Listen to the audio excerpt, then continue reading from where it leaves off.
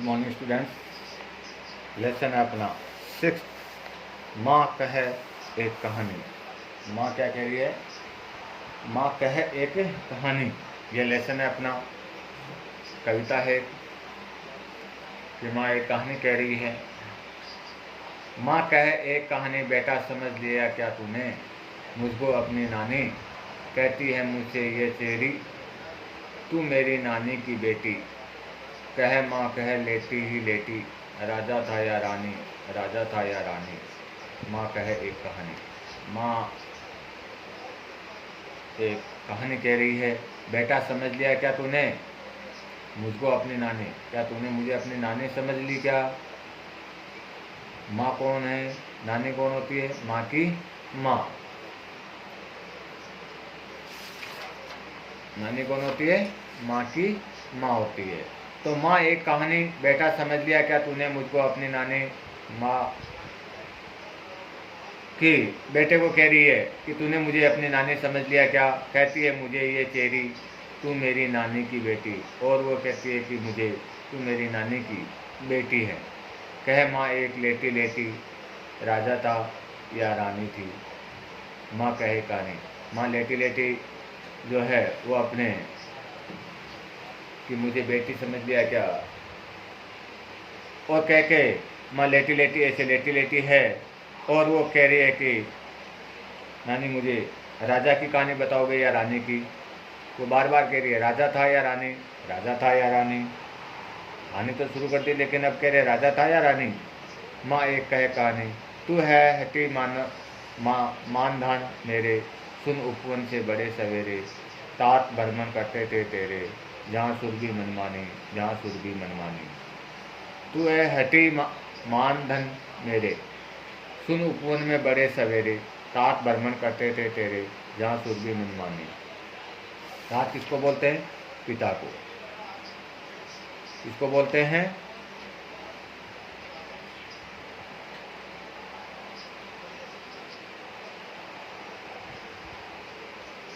तात किसको बोलते हैं? पिता को। मैंने बताया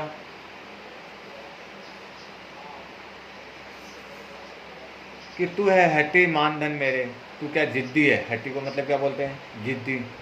तू है हटी, तू जिद्दी है नन मेरे, सुन उपवन में बड़े सवेरे। अब उपवन जंगल में बड़े सवेरे पापा तुम्हारे, अब कह रहे हैं, अब वो कहानी सुनान करती है, तू है जिद्दी है, चलो मैं तेरे को कहानी सुनाती हूँ। अब क्या सुनो आप। सुन उपवन में बड़े सवेरे, तात भ्रमण करते थे तेरे, जहाँ सुरभि मनमाने, जहाँ सुरभि मनमाने। हाँ माँ ये कही, ये माँ यही कहानी, वन वन के फूल खिले थे, झलमल कर हम बिंदु झिले थे, हल्के झोंके हिले मिले थे, लहराता था पानी, लहराता था पानी। हाँ ये एक कहानी। अब कहते हैं तू हिटी है तो अब तेरे को एक जिद्दी है, तो अब नहीं मानेगी। तो अब मैं आपको एक कहानी सुनाती हूँ कि उपवन के आपके पिता जी जंगल में सुबह सुबह भ्रमण करते थे, घूमते थे, जहाँ सुरभि मनमाने कि वहाँ पे क्या करते, जब वो भ्रमण करने जाते थे तुम्हारे पिताजी, तो वहाँ पे बगीचे में बहुत सारे फूल थे, और उन फूलों की सुगंध भी उनको अच्छी लगती थी।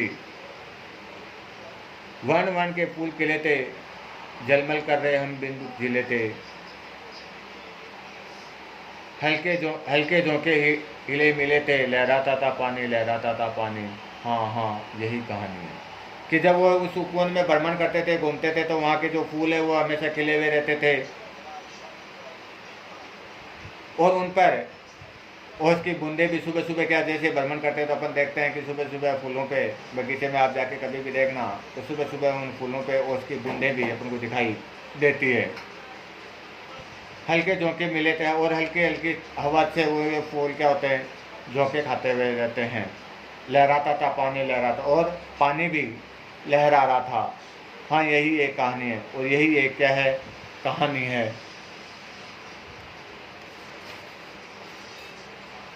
गाते थे खक्कल स्वर से, सहसा एक हंस ऊपर से गिरा विद होकर खरसर से, हुई पक्षी की हानि, हुई पक्षी की हानि, करुणा भरी कहानी।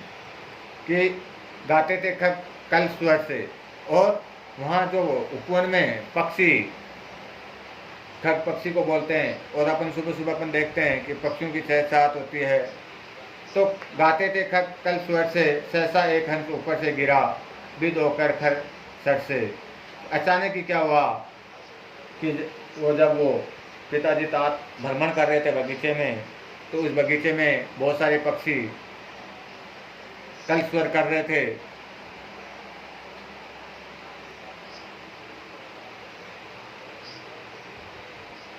गिरा विद होकर खरसर से हुई पक्षी की हानि। इतने में क्या हुआ कि अचानक सहसा एक हंस ऊपर से गिर गया, विद होकर खरसर से हुई पक्षी की हानि।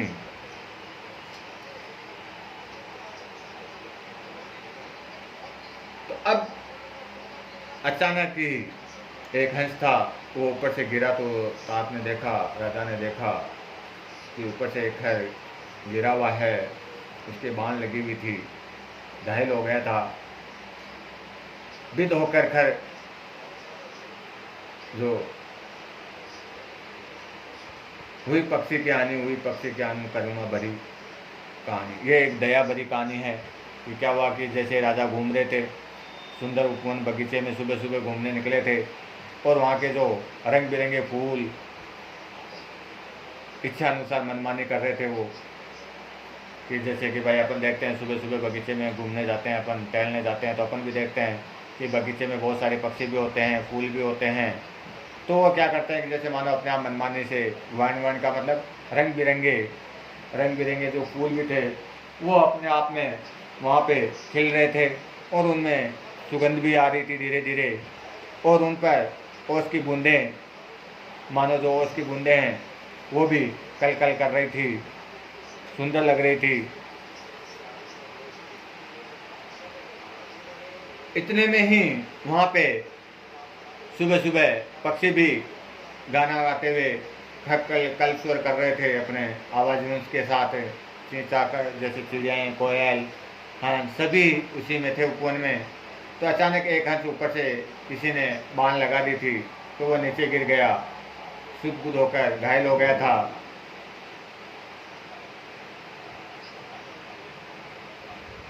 हुई पक्षी की हानि, तो उन्होंने देखा कि एक पक्षी की हानि हो गई है, उसके बाण लगा हुआ, तो वो नीचे गिर गया, उसको सुध-बुध, वो घायल हो गया, उसको कोई कुछ पता नहीं है। चौंक उन्होंने उसे उठाया, नया जन्म सा उसने पाया। इतने में आंखें तक आया, लक्ष्य सिद्ध का मानी, कोमल कठिन कहानी। कि अच्छा चौंक कर उन्होंने उसे उठाया, अचानक उन्होंने क्या करा, उसको उठा लिया। नया जन्म सा उसने पाया, मानो उसने एक नया जन्म पाया हो। इतने में ही आंखें तक आया, जो धनुष बाण चलाने वाला वो आया, लक्ष्य सिद्ध का मानी। उसने कहा देखो मैंने अब मेरे लक्ष्य सिद्ध कर दिया, मेरे को इस हंस को मारना था। उड़ते हुए हंस को उसने बाण चलाई और उसके लग गया, और वो घायल होकर नीचे आ गया। आके तक का मतलब होता है शिकारी। इतने में शिकारी आया, लक्ष्य सिद्ध का माना। उसने कहा कि मेरा लक्ष्य सिद्ध हुआ। उसने जैसे ही शिकारी ने क्या करा, बाण चलाया, तो वो बाण उसने लक्ष्य भेद कर चलाया था, उसी हंस पे चलाया था कि मैं उड़ते हुए हंस को मार के नीचे गिरा दूंगा। तो चौंक उन्होंने उसे, क्यों, अब जो हंस पे शिकारी ने बाण लगाया था, तो क्या करा कि वो पिता के सामने ही अचानक उन्होंने देखा कि एक हंस बाण लग के नीचे गिर गया है। तो उन्होंने उसको उठाया, नया जन्म सा उसने पाया, मानो उसने अभी अभी नया ही जन्म पाया हुआ है, कि अभी अभी उसने क्या नया जन्म लिया होगा, हंस का बच्चा ही था। तो उसने सोचा कि अभी अभी इसने नया जन्म ही पाया है।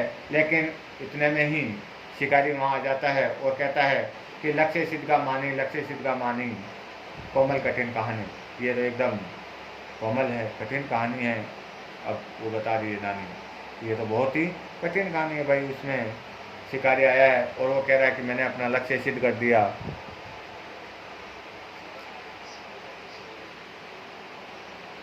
आगे का अपन कल पढ़ेंगे। आज पार्ट ए, पार्ट बी अपन कल इस कविता को अपन कंप्लीट करेंगे। आप भी इसको अच्छी तरह से पढ़ना, इसके हार्डवर्क देखना और इसे करना। ये जो कविता है वो मैथिली शरण गुप्त की है, कि इसमें नानी अपने माँ की जो माँ होती है नानी, वो अपने बेटे को नानी कहानी बता रही है कि एक हंस के बारे में। अपने पिता उपवन में घूमने जाते हैं तो एक हंस घायल हो जाता है उसको, कि करुणा की कहानी, दया भाव की एक कहानी है, कोमल कठिन कहानी है ये। तो इसका कल आपको मैं पूरी की पूरी बात बताऊंगा कि इस कहानी में आगे क्या हुआ। अभी तक तो जो मैंने आपको बताई उसमें क्या हो गया कि हंस के बाण लग गई है, शिकारी वहाँ आ जाता है और कहता है कि मैंने अपना लक्ष्य सिद्ध कर दिया है, लक्ष्य सिद्ध का माने, और वो अपने आप को कह रहा है, वहाँ आके उसको कह रहा है मैंने अपना लक्ष्य सिद्ध कर दिया। कोमल कठिन कहानी, ये तो बहुत ही कोमल है, कठिन भी कहानी मालूम हो रही है। ठीक है।